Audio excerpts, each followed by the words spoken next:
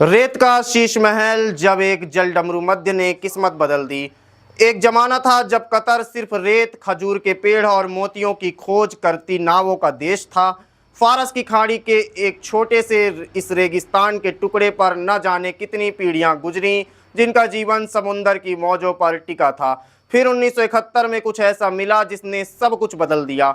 North field दुनिया का सबसे बड़ा प्राकृतिक गैस का भंडार, लेकिन एक समस्या थी। कतर छोटा देश था, पाइपलाइन बिछाना नामुमकिन था।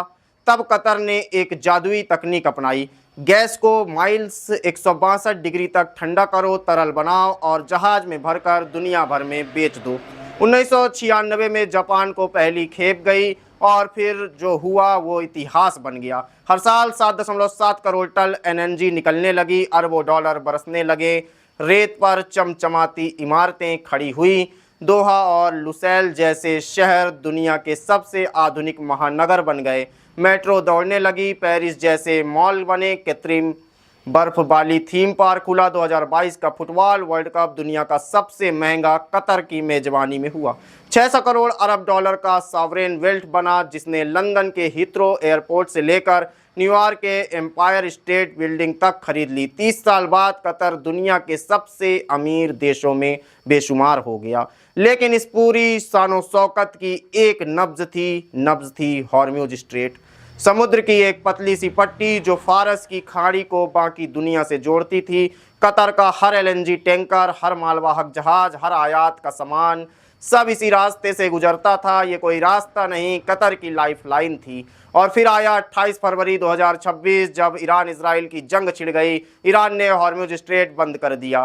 कतर का सबसे बड़ा गैस उत्पादन केंद्र रस लफान इंडस्ट्रियल सिटी लगभग ठप पड़ गया। ईरानी मिसाइलों और ड्रोनों ने इस पर हमला किया।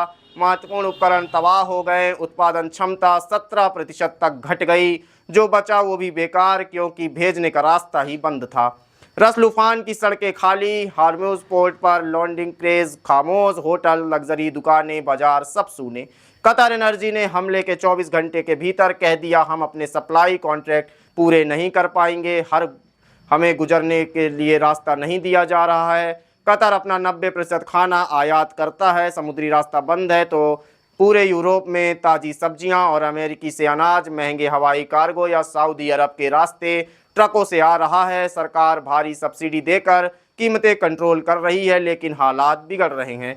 आईएमएफ का अनुमान है कि हर साल कतर की अर्थव्यवस्था 8.6% सिकुड़ सकती है। विदेशी कंपनियां कर्मचारियों को बाहर भेज रही हैं। पर्यटन पर रोज 60 करोड़ डॉलर का घाटा हो रहा है। जो पर्यटक कभी फार्मूला 1 और फेंसिंग टूर्नामेंट देखने आते थे, अब युद्ध की चेतावनियों के बीच गायब है। लेकिन कतर के पास एक ताकत अब भी है।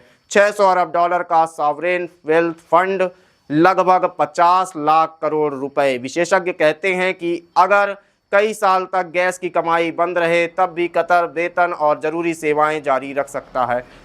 S&P ग्लोबल ने भी कतर की क्रेडिट रेटिंग बरकरार रखी है, लेकिन असली चुनौती है विदेशी कंपनियां और विदेशी कर्मचारियों को देश में रोकना, क्योंकि कतर की 32 लाख आबादी में से 90% विदेशी हैं। अगर वे चले गए तो जो बचेगा वो सिर्फ और सिर्फ रेत ही होगी और कतर अपने पुराने देश के नाम पर आ जाएगा। ये कहानी सिर्फ कतर की नहीं, भारत अपनी कुल एलएनजी का 40% से 47% हिस्सा कतर से खरीदता है।